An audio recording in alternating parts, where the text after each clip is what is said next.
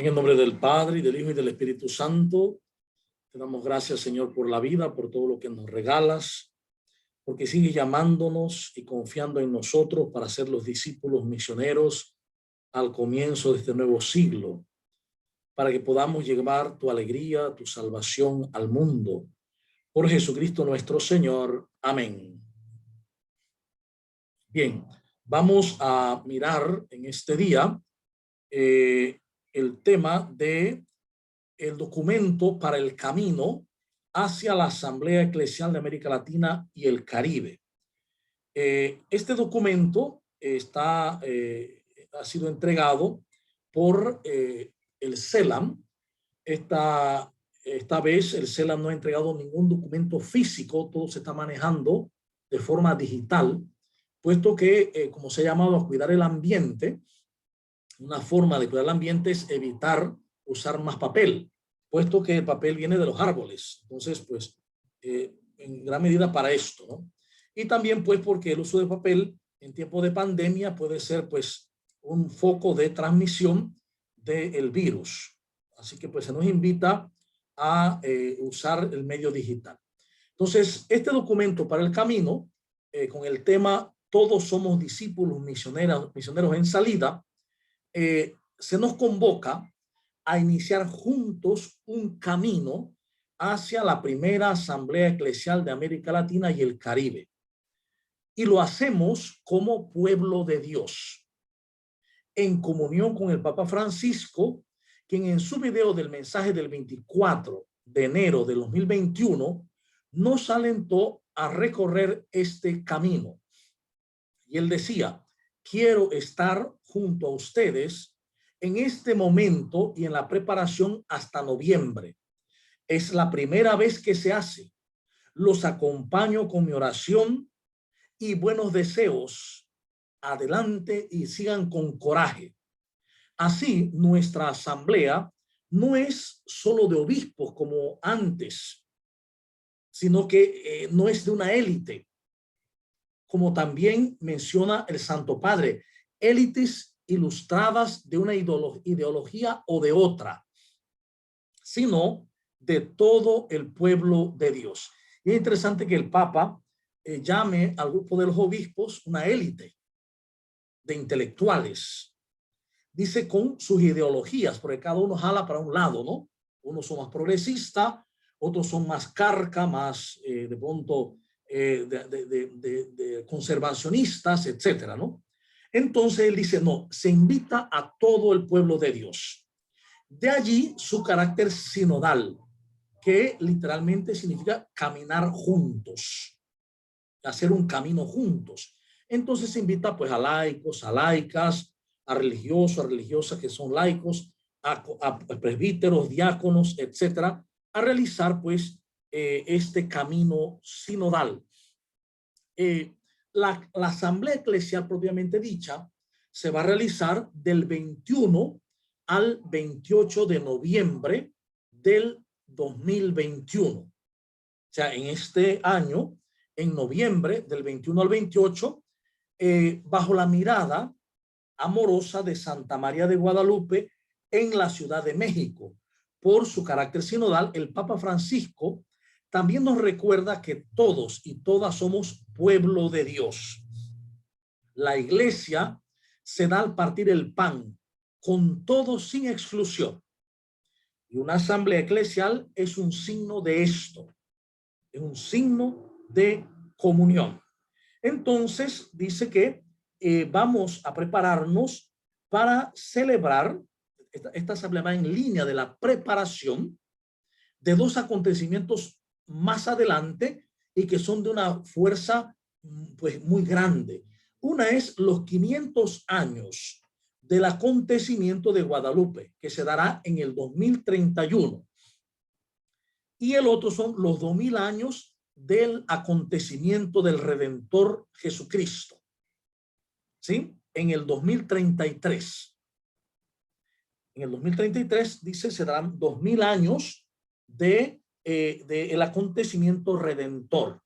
Entonces, pues vamos a mirar con esperanza y con alegría este movimiento que se está haciendo por vivir la asamblea. Y se nos marca que todos somos discípulos misioneros en salida. No podemos obviar eso. Somos discípulos misioneros en salida. Y el Papa quiere que las conferencias episcopales todas trabajen junto con todo el pueblo de Dios. Es más, dice que las conferencias, cada obispo es parte del pueblo de Dios. El pueblo de Dios está formado por laicos o fieles y pastores. También nosotros somos del pueblo de Dios. Entonces se nos pide usar en comunidad este método teológico pastoral inductivo, que es el ver, juzgar y actuar, o ver, iluminar y actuar, como se ha dado en otros momentos, en otras también conferencias del episcopado latinoamericano.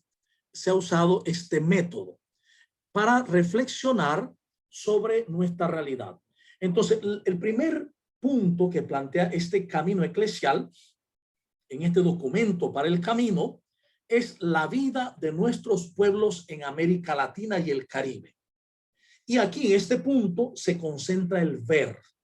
Vamos a ver qué cosa, la vida. No vamos a ver idealismos, no vamos a ver suposiciones, vamos a ver la vida. Y dentro de ellos, algunos aspectos de la realidad que nos interpelan como discípulos misioneros en esta hora de la historia. Por lo tanto, se nos invita a mirar con nuevos ojos para que desde el Evangelio transformemos la sociedad en aquello que Dios quiere. Entonces, comenzando, hay que mirar la realidad sociocultural, lo que está pasando. ¿Qué está pasando en primer plano? La pandemia del COVID-19, que está marcando un signo de cambio de época. Es decir, la pandemia del COVID-19 se expandió velozmente a nivel global, al mismo tiempo que en América Latina y el Caribe se ha convertido en una de las zonas críticas, como lo ha hecho la Comisión Económica para América Latina y el Caribe.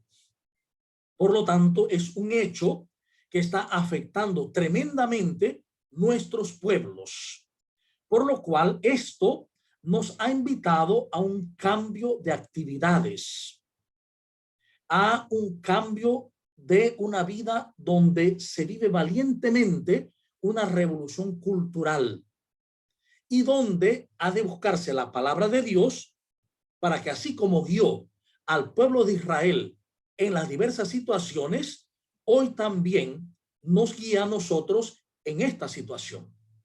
Guiados por la palabra, podamos salir adelante sabiendo que es Dios el que conduce nuestras vidas. El texto cita también a Deuteronomio 30:19, cuando dice que mirando el camino cultural, la situación ecológica, Dios sigue diciendo: pongo ante sus vidas la muerte y la vida, la bendición y la maldición. Tú eliges. Elige la vida y vivirás, tú y tu descendencia. Entonces, estamos llamados en un momento como este, elegir la vida. Junto a esto también hay un momento económico donde hay un modelo económico y social que se vuelve contra el ser humano. Es decir, el modelo actual, tanto económico y social, no es el mejor para la mayoría de los seres humanos, sino que está volviéndose contra el ser humano porque favorece solo a un grupo minoritario. Entonces, aquí el Papa llama a un sueño eclesial, un sueño también social, un sueño donde se cambie la economía para bien de todos y de todas. También se nos invita con Fratelli Tutti a que todos busquemos a vivir una hermandad social, reconociendo realmente que todos somos hermanos. Y desde esa realidad encontrar una economía con alma, no una economía fría. Esa economía con alma es la propuesta de Francisco. Una economía como la hablaba el camino de Asís. Entonces, Francisco el Papa promueve esa economía global, pero que sea solidaria y que tome en cuenta a todas las personas. Junto a esto también hay una creciente exclusión, la cultura del descarte y las prácticas de solidaridad. ¿Cómo ver esto, no?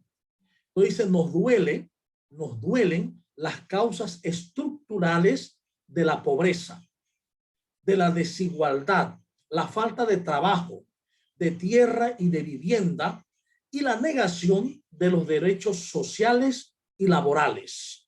Dice Fratelli Tutti 116. Entonces apela a que hay que pensar y actuar en términos de comunidad, no de individualismos, sino como comunidad, donde se busca auxiliar a los que son más vulnerables, a los más frágiles, a las personas en condiciones de pobreza, a los ancianos que viven solos. Por otro lado, un punto que ve este gran título del ver es que tenemos que aprender también no solo a escuchar el clamor de la gente, el clamor de los hermanos y hermanas, sino también escuchar el clamor de la tierra, que nos invita al cuidado de nuestra casa común. Esta pandemia nos ha manifestado con mucha claridad que no es posible tener una vida sana en una tierra enferma. Es imposible. Tan expoliada y ecológicamente desequilibrada, dañada, donde además el cambio climático está avanzando a un ritmo acelerado.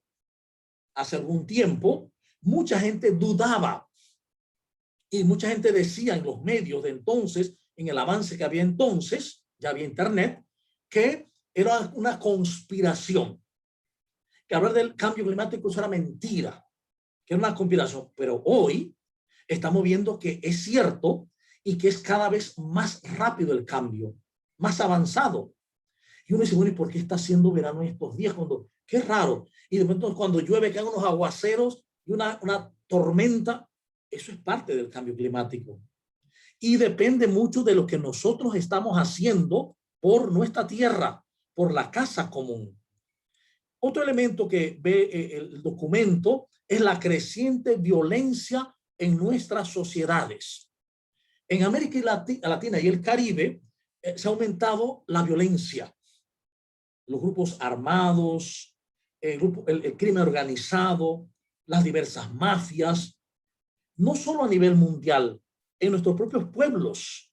Acaba de salir una noticia que me mandaron de una candidata en Colombia, estaba dando un discurso y la mataron a balazos de inmediato. Ya, de inmediato, la silenciaron. Entonces, ¿qué pasa? Que esto es lo que está sucediendo. Hay una creciente violencia y respeto por la vida. No se valora la vida. No hay honor, no hay sentido de honor de la vida. Entonces, otro elemento es, ante las grandes brechas educativas, es necesario un pacto educativo global. El Papa ya recomendó en Fratelli Tutti ese pacto educativo global, que a nivel mundial la educación se equilibre para que todos en todos lados tengamos una educación de altura, buena, de excelencia, como suele decirse, ¿no? Y para eso el pacto educativo global, y que la educación llegue a todas las personas, a todos los rincones de América Latina y el Caribe. Entonces, América Latina y el Caribe viven una particular y delicada emergencia educativa. Ya eso lo decía Aparecida, el documento de Aparecida, en el numeral 328. Otro elemento que nos dice en este ver es: los migrantes son los nuevos pobres. Es decir, entre las personas más afectadas por la crisis ecológica la climática, por el problema social, son los subcontinentes. Son la gente que vive en subcontinente, por así decirlo, que tienen que migrar por situaciones de guerra, de hambre, de imposibilidad para el trabajo. Entonces hay que migrar buscando nuevas tierras, nuevos caminos de vida, y que es necesario mirar hacia ellos, porque estos migrantes, que podemos mirarlos como que vienen a abordar nuestro país o vienen a robarnos los trabajos, eso se ha escuchado.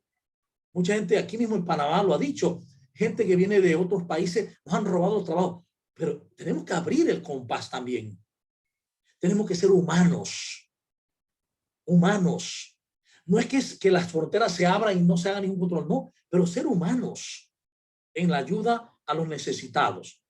Otro elemento que menciona son los pueblos indígenas y afrodescendientes hacia una plena ciudadanía en la sociedad y en la iglesia. Verlos como sujetos reales de nuestra sociedad. No son un estorbo, no son un grupo quedado en la cultura. Ellos son los principales interlocutores de los cuales ante todo tenemos que aprender y a quienes tenemos que escuchar por un deber de justicia. Su palabra, sus esperanzas, sus miedos, todo lo que ellos van mostrando. Ellos son los que vivieron primero en este territorio. Otro elemento es la globalización y la democratización de la comunidad social. Entonces, mirar cómo está sucediendo esto entre nosotros. En la actualidad hay una preocupación por un creciente control y una manipulación de la información a través de medios hegemónicos.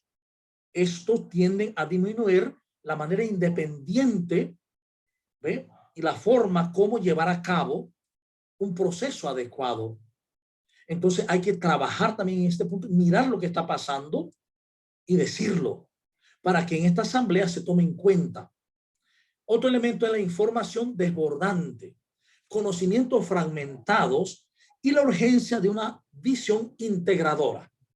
Más que nunca hoy hay tanta información.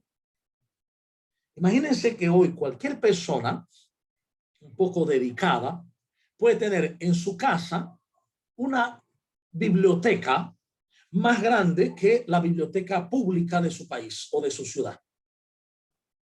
Sí, puede tener perfectamente 300,000 libros, 500,000 libros en la computadora o en un disco duro. O sea, además de todos los fragmentos, las noticias que están llegando. Por lo tanto, se llama a tener una visión integradora, a saber discriminar noticias, documentos y aquellos elementos que se presentan como ciertos, pero que son falsos y que solo confunden.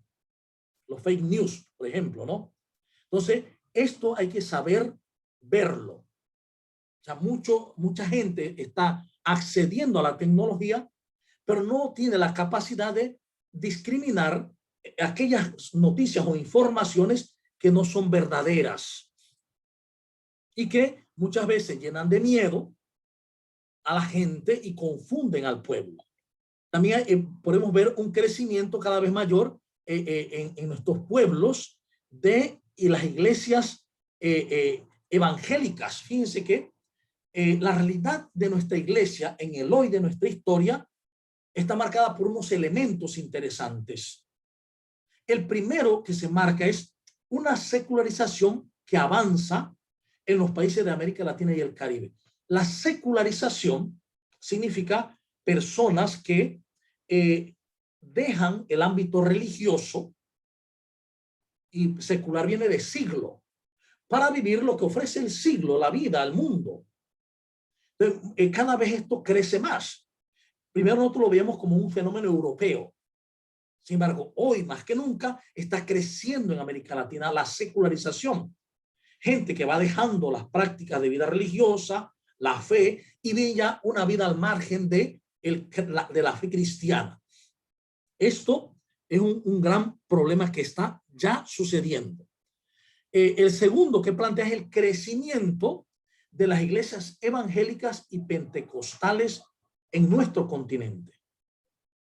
Yo recuerdo que cuando hice un curso de ecumenismo y sectas con el CELAM, por allá por el 97, recuerdo que allí se nos presentó un documento que nos decía que era el proyecto Amanecer, donde se decía de Estados Unidos que para el 2050 América Latina tenía que ser protestante, tenían que convertirse a protestantismo. O sea, que era un proyecto. Ese documento lo vi en aquel entonces, lo manejamos, lo trabajamos. Pues esto está dándose. Cada vez más hay gente que se va a otras iglesias, sobre todo evangélicas, pentecostales, porque estas iglesias ofertan en el punto más necesario de la vida: enfermedades, dolor y una teología que es de la prosperidad. Por lo tanto, la gente que está enferma, que está sufriendo, que tiene situaciones muy dolorosas, fácilmente son llevadas a estas iglesias porque se les promete la salud, la curación, la prosperidad. Así que están creciendo con esto, ¿no? Otro es el reto de un mayor desarrollo de la pastoral urbana. Están creciendo los centros urbanos, pero la Iglesia Católica no ha desarrollado una pastoral urbana para llegar a los centros urbanos y evangelizar allí. Entonces, todo un reto para nosotros. Además de esto, también el tema de los jóvenes como actores sociales y gestores de cultura. Es decir, esta cultura nuestra, tenemos que entender algo. La cultura siempre es positiva. La cultura hace que el ser humano se vaya desarrollando, pero puede haber la anticultura.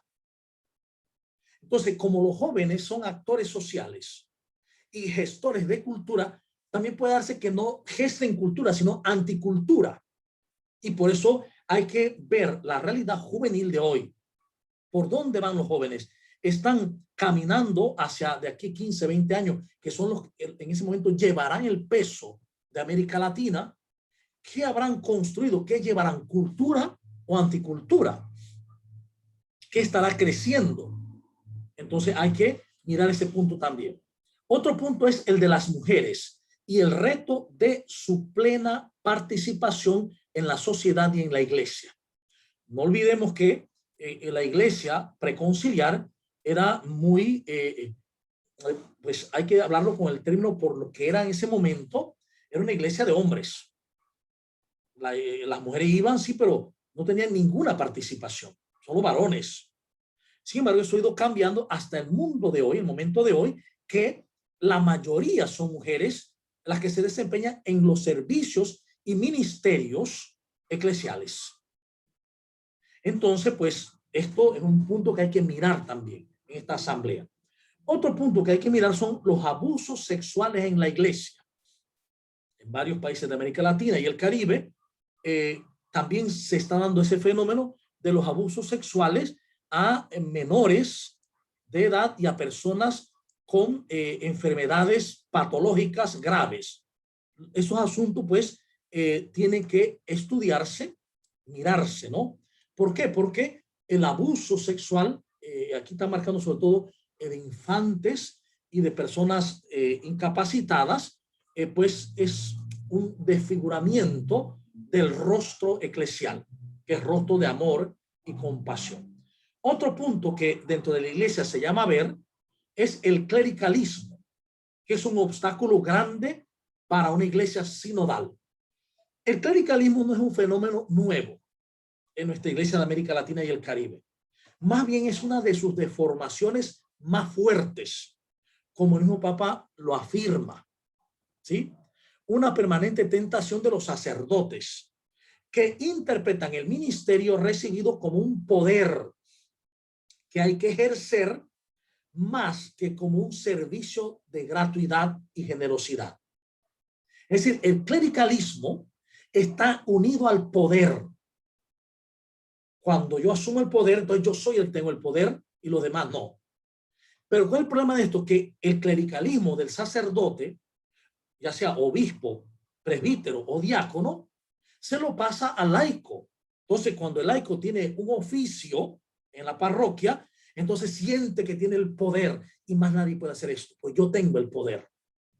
Eso es también clericalismo, que por eso el clericalismo no solamente lo viven los sacerdotes en cualquiera de los 3 grados, sino que también los laicos y las laicas pueden convertirse en personas clericalistas, porque con un marco de religiosidad o de ministerialidad, en vez de ser lo que debe ser, porque el ministerio viene de servicio, entonces se toma como un poder. Y aquí nadie se puede meter porque es mi poder. Cuando todos los ministerios en la iglesia son para servir. Otro elemento es hacia una iglesia itinerante y sinodal, andando por nuevos caminos.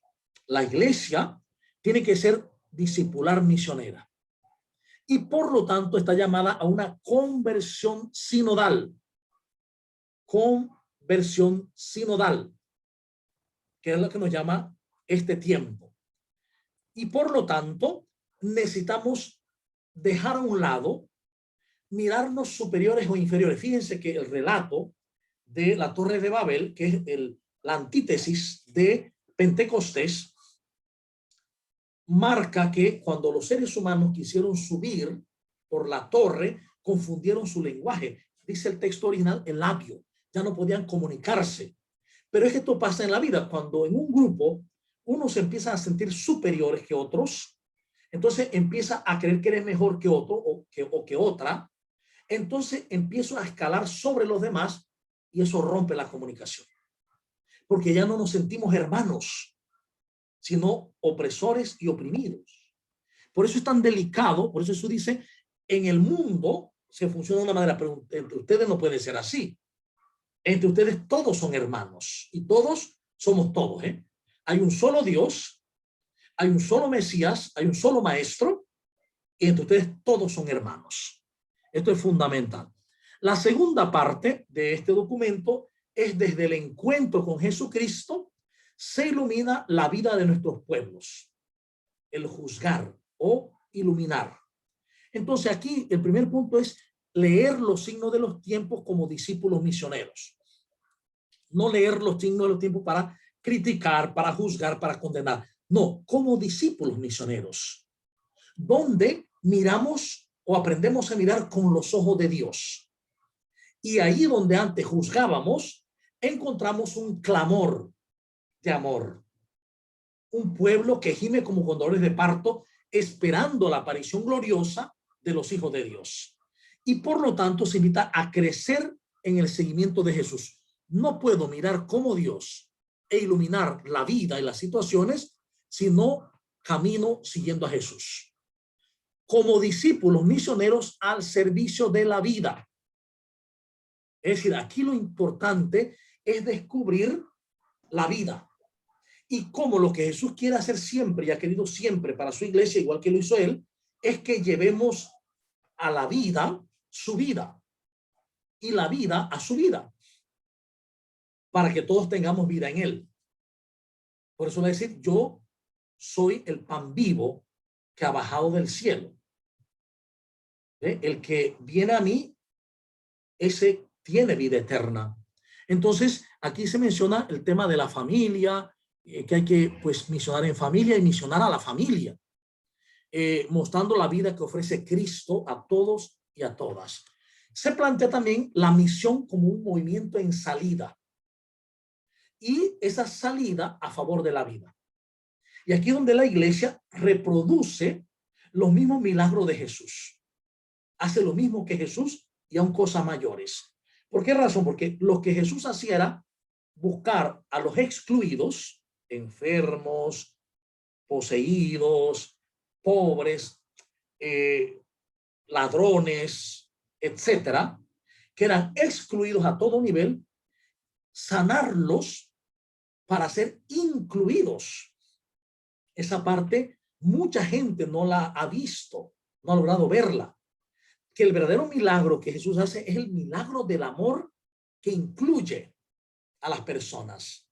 En aquel entonces, sobre todo los enfermos de cualquier tipo, dependiendo de la enfermedad, eran sacados de la casa, eran sacados de la sinagoga y el templo, o eran sacados del mismo pueblo. Por ejemplo, los leprosos o los locos, endemoniados, como se les veía, eran sacados de el pueblo y de la casa.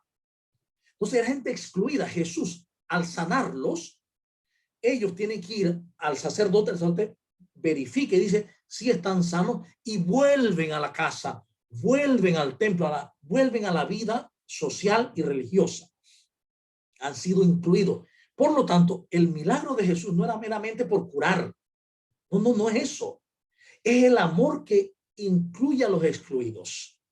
Por eso la necesidad de una iglesia en salida, una iglesia que vaya a los otros y que estemos bien claros que la misión de la iglesia es permanente.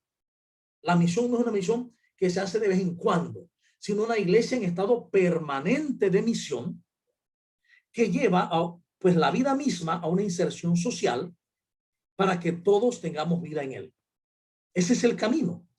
Por lo tanto, la evangelización, que muchas veces creímos que era algo novedoso, lo que se dijo allá en Santo Domingo, la promoción humana, la cultura cristiana, la auténtica liberación de Puebla. No, eso viene de Jesús. Estamos llamados a ir a los demás y promocionar a los humanos, promocionar a las personas y llevarlos a una auténtica liberación. Es decir, que tengan una vida abundante, una vida verdadera, una vida buena. Esa es la reinserción social que tienen derecho el preso, el ladrón, el adicto, todo mundo, pero que solo con la luz del evangelio se puede realmente realizar. Entonces, no basta con estar anunciando y denunciando. Si no vamos acompañados de ofrecer una posibilidad de salir del sufrimiento. Porque hay gente que piensa que el profetismo de la iglesia es andar denunciando y diciendo, no basta con eso. El profetismo, entre todo, está marcado por la compasión. Y la compasión se basa en el amor, que me hace salir hacia el otro, descubrir que está en sufrimiento y hacer todo lo posible por sacarlo del sufrimiento. Eso es la compasión. Entonces, pues estamos llamados a este estilo de una iglesia en compasión, amor y compasión. El tercer elemento o gran parte es el camino hacia una conversión personal, comunitaria y social. Es el actuar. Entonces aquí marca cómo discípulos misioneros estamos llamados a recorrer nuevos caminos, pero con la misma intención de Jesús. La misma. La de mostrar cuánto ama Dios al mundo, que ha enviado a su Hijo no para condenar el mundo, sino para salvarlo. El llamado hacia una ecología integral incluye esto, ¿no? Entender el tema de la casa común y qué vamos a hacer prácticamente por ello. ¿Sí? Cómo nosotros tenemos que amar al prójimo y amar la tierra también. Es más, en el tiempo de Jesús, Jesús no marca tanto el amar la tierra porque era algo propio. En ese mundo de Jesús, la tierra era vista como un don de Dios. Era parte de la promesa, larga vida, descendencia y tierra. Por tanto, la tierra era vista como un don maravilloso de Dios. Pero ahora, cuando ya se ha dejado de ver así y se ve como la oportunidad de enriquecerme con ella a una costa de expoliarla, hay que volver al sentido de la casa común. Hay que hacer algo hacia una economía solidaria, sostenible y al servicio del bien común. Esto hará cambios a nivel social y político. Entonces tenemos que madurar y no esperar lo que me va a dar a mí el político, a mí en mi casa, sino el bien común que desarrolla para todos.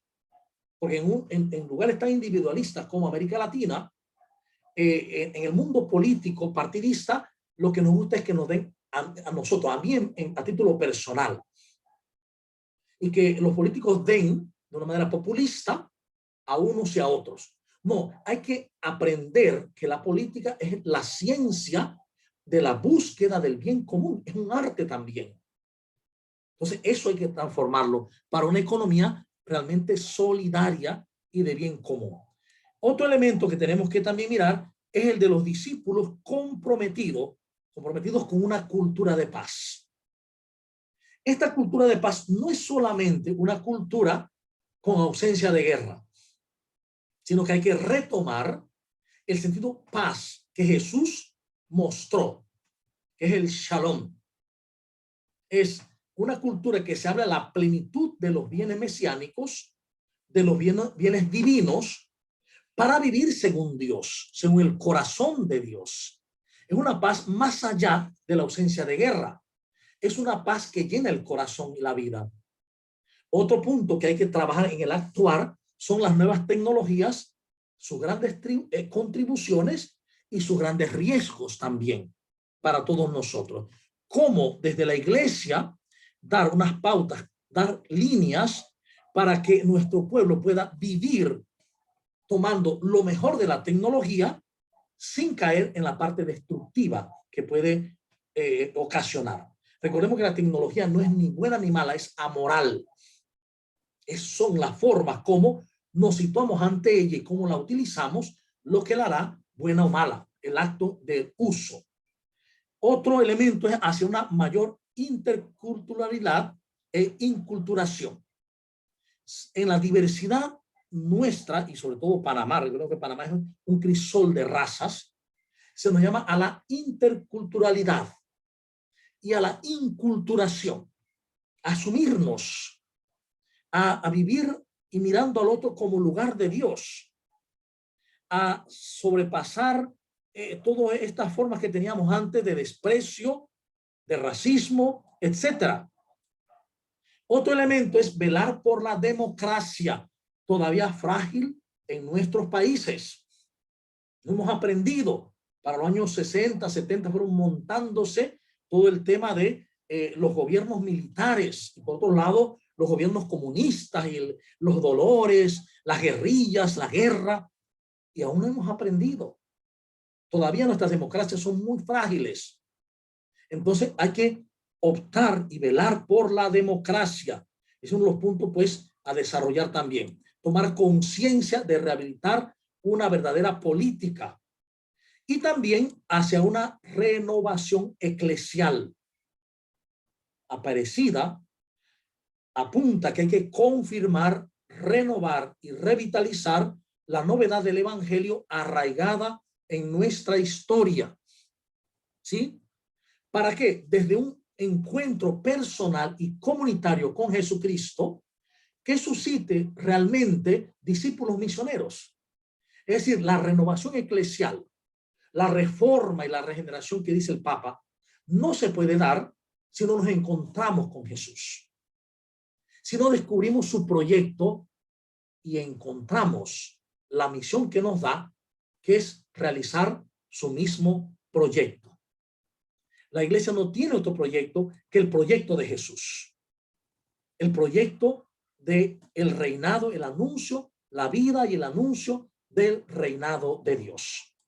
Y el documento concluye con una llamada a hacer unas proposiciones prácticas, más que nunca hoy descubrirnos como pueblo de Dios. Somos el pueblo de Dios, con diversos carismas, pero formamos un cuerpo, que es el cuerpo de Cristo, y desde allí vivir esta asamblea eclesial. A grandes rasgos he presentado el documento para el camino, y bueno, vamos ahora a abrir para compartir preguntas, aportes, etcétera. Podemos en este momento entonces participar. ¿Qué nos parece el documento? Ese documento hay que leerlo, evidentemente. Eso hay que leerlo, mirarlo, etcétera, porque tiene muchos elementos para el ver, para el juzgar y para el actuar, o para el ver, iluminar y actuar.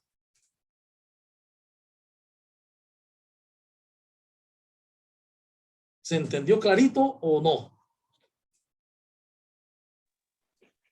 Padre, sí está muy claro el tema. Quería hacer opinar algo, hacer una observación. Viendo y leyendo el documento, uno de los puntos que usted acaba de mencionar sobre la política y de las cosas que como ciudadanos debemos estar pendientes, o en este caso discernir o razonar correctamente la función de esas personas a las que escogemos. Yo pienso que ustedes como líderes de la iglesia deberían siempre estar educando o estar diciéndole a los fieles, orientándolos sobre ese tema, Padre, porque las personas desconocen completamente eso. No le ponen atención, los resultados lo estamos viendo, escogemos mal, dejamos las cosas así pasar. No sé si eso sea correcto o no, pero yo pienso que ustedes siempre deben estar diciéndolos, participando más o educándonos mejor sobre ese tema. Muy bien, gracias. Por si no lo saben, la Comisión de Justicia y Paz de Panamá, a nivel de la conferencia, desde hace mucho tiempo lanzó un documento llamado El Cristiano y la Política. Aquí en David, antes de la pandemia, mucho antes de la pandemia, cuando ha habido contiendas electorales, meses antes y muchos meses antes, Justicia y Paz ha dado cursos, recuerdo que se han dado en el obispado y en otros centros, sobre el cristiano y la política, y siempre los asistentes son 20, 15, 10. Es decir, que incluso estoy seguro que muchos de ustedes no estaban enterados de este documento, El Cristiano y la Política, que es de aquí de Panamá.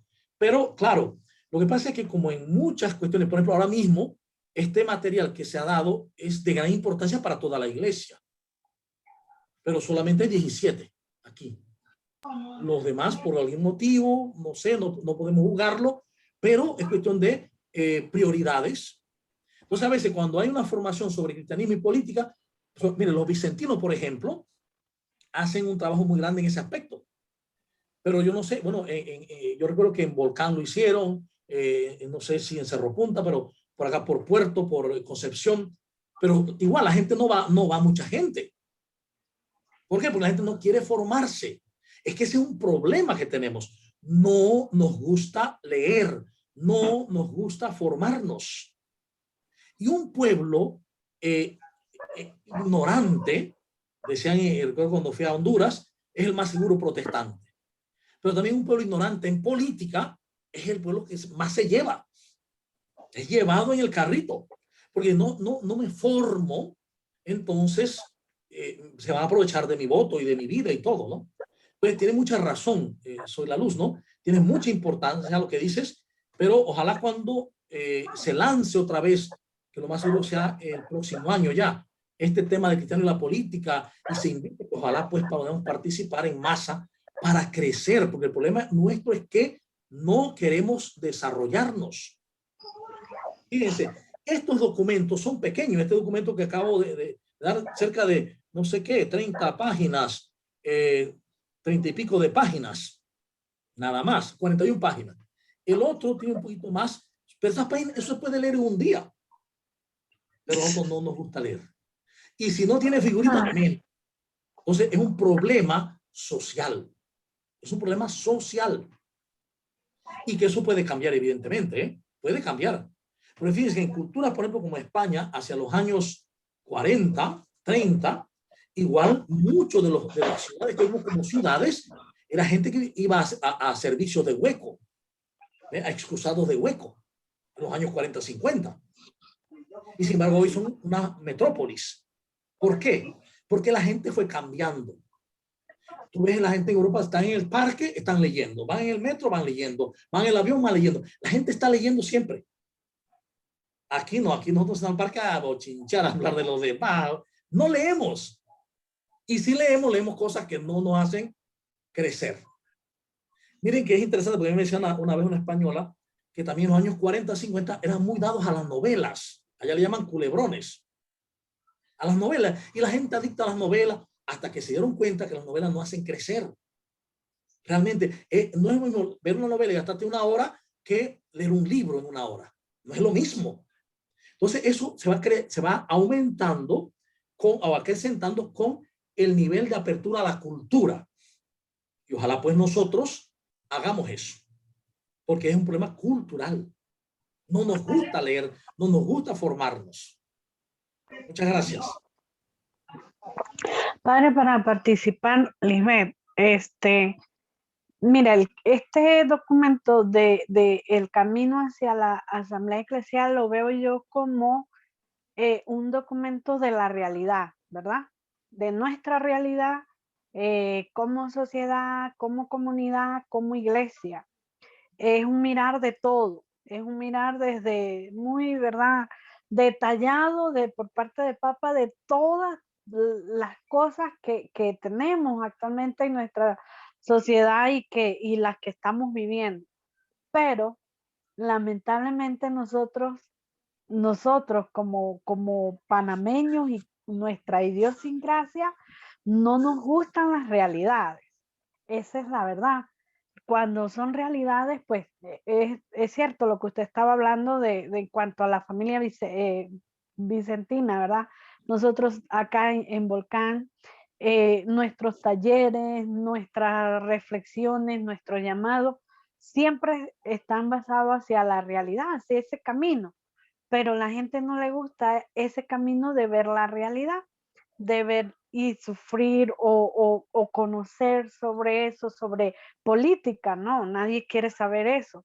Entonces, este documento yo decía, qué bueno que fuese leído para los políticos, para nuestra gente que van a correr por una carrera de política comunitaria, ¿verdad? Hasta para nosotros mismos, pero lamentablemente no nos gusta y era lo que también iba a aportar.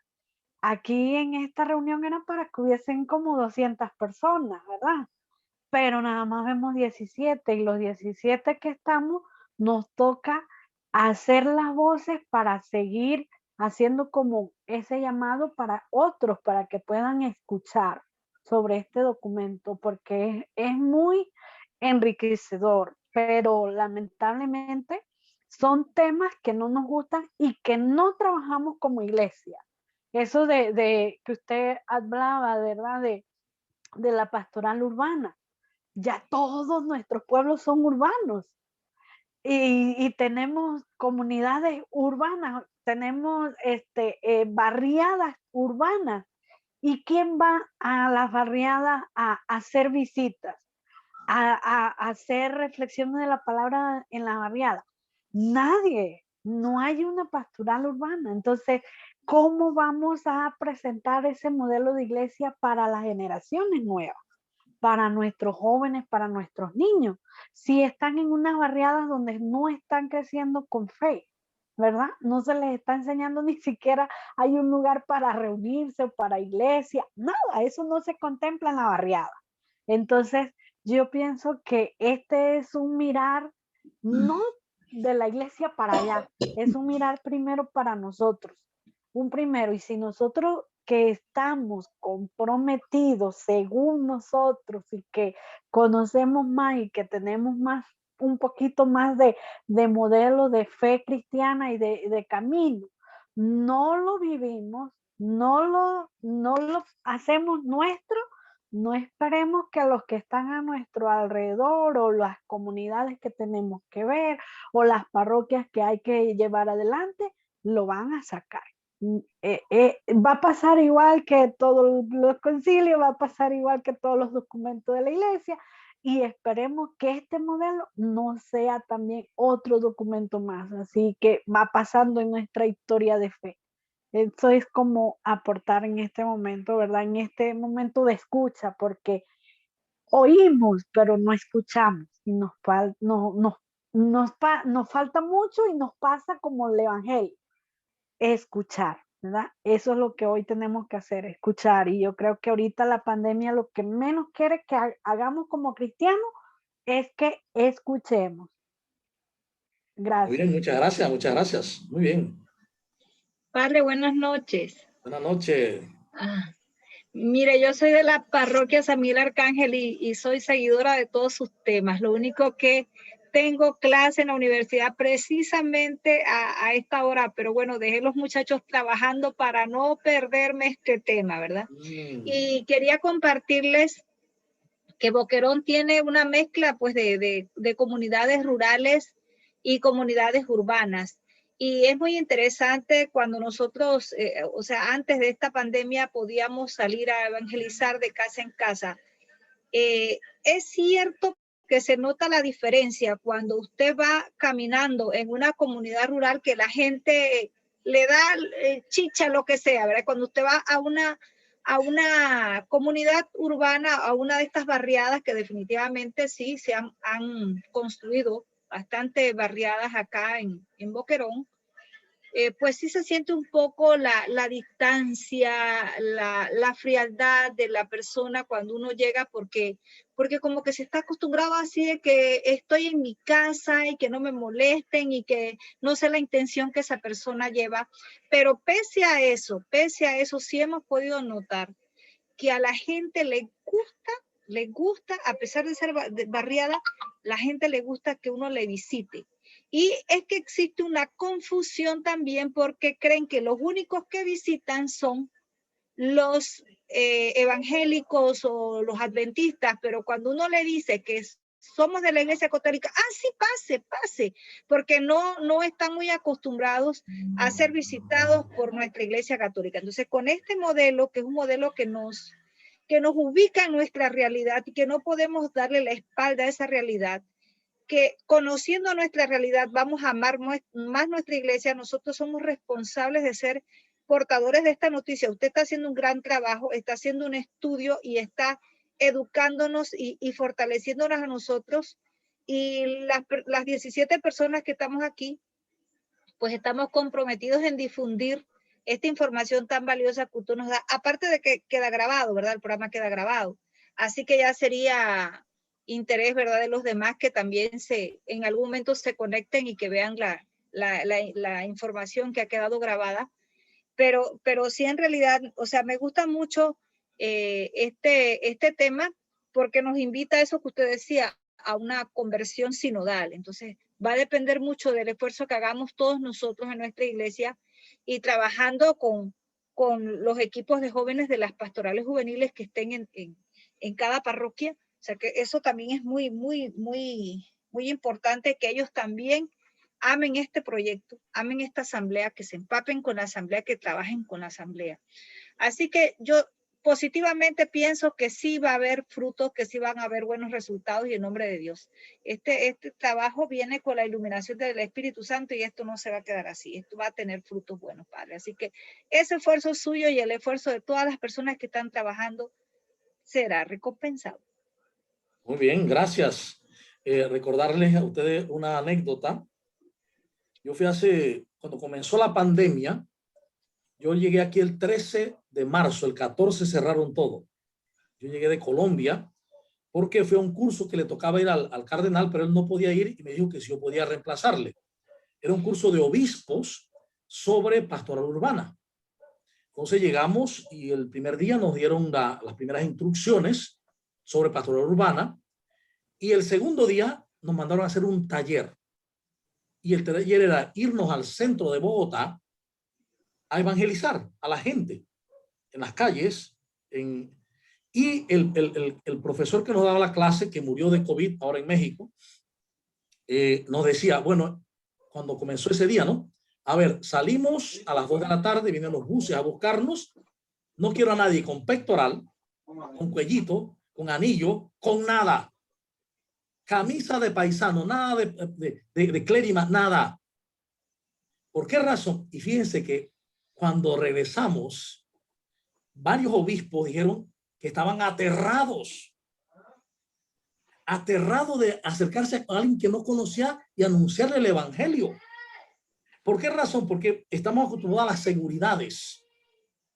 Y nosotros somos muy miedosos. Fíjense que en eso nos dan clase, nos enseñan otras iglesias, lo que tú dijiste, los evangélicos, nos enseñan que ellos no tienen miedo. Ellos van a las rurales y van a la ciudad. Y nosotros tenemos miedo. Entonces, yo me reía porque efectivamente a mí me decía un sacerdote, ¿y tú no tienes miedo de ir a hablarle a la gente ahí así? Yo le dije, no, porque en la parroquia nosotros lo hacemos. Nosotros hemos salido siempre a la ciudad, en la ciudad, a los campos, a las barriadas, hemos salido siempre. Bueno, así que no me da miedo. Pero cuando tú no lo has hecho, por muy sacerdote o obispo que tú seas, eso te da miedo. Eso hay que tener, lo que tú has dicho, un dejarse conducir por el Espíritu Santo y saber experimentar que te acojan o no. Y igual lo mismo, despedirlo con una sonrisa y con una bendición. Entonces, es verdad, ojalá pues nosotros confiemos, porque tenemos que confiar este proyecto a Dios. Nosotros hacemos lo que podemos hacer y Dios haga lo demás. Pongamos nuestro poquito, nuestro granito de arena, nuestro poquito de buena voluntad y el Espíritu Santo hace lo demás.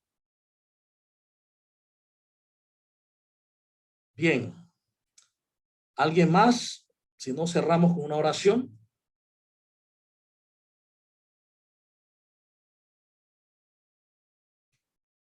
¿Quién quiere hacer la oración final?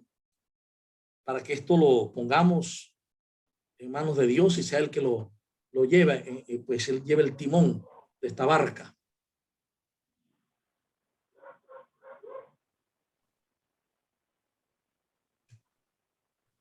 Padre Celestial, te queremos agradecer por toda esta oportunidad hermosa que nos das de compartir, de reunirnos para conversar de temas relacionados a lo que tú quieres que nosotros vivamos y que difundamos a otros hermanos.